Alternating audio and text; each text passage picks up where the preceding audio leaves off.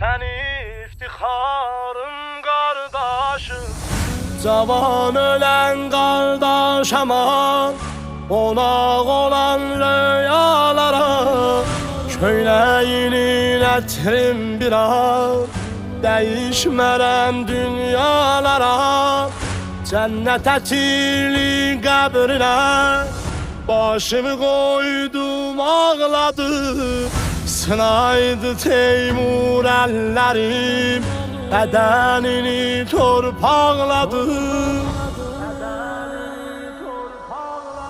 Sen iftiharım kardeşim, səbrim vüqarım kardeşim.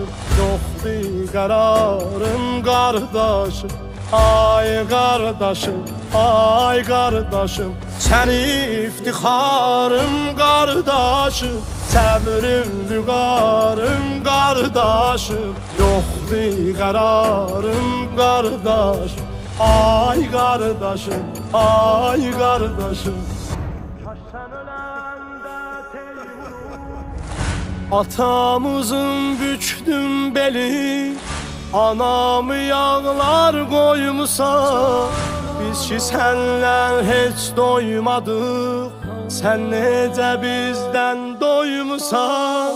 Ağırmış övlad dağı, ağırmış kardeş gəmi. Xəstə canım qurban sənə, bu dərdin heç yox məlhəmi.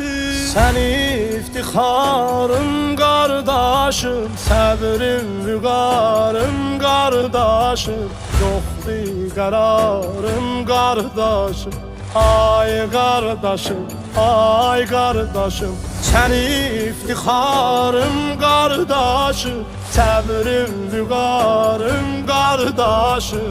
Yoxdur qərarım kardeşim, ay kardeşim, ay kardeşim. Kaş sen öləndə Teymuru, özüm ölərdim kardeşim. İndi her gün ölüb ölüb dirilirəm qan göz yaşı. Getmişsən ki körpə bacım, ətrin yansın qoxlasın. O zülmətdən qorxar deyə yanında ol tez yuxlasın.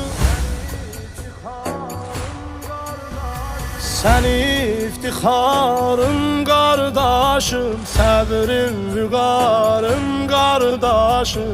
Yoxdur qərarım kardeşim, ay kardeşim, ay kardeşim. Sen iftiharım kardeşim, səbrim vüqarım kardeşim.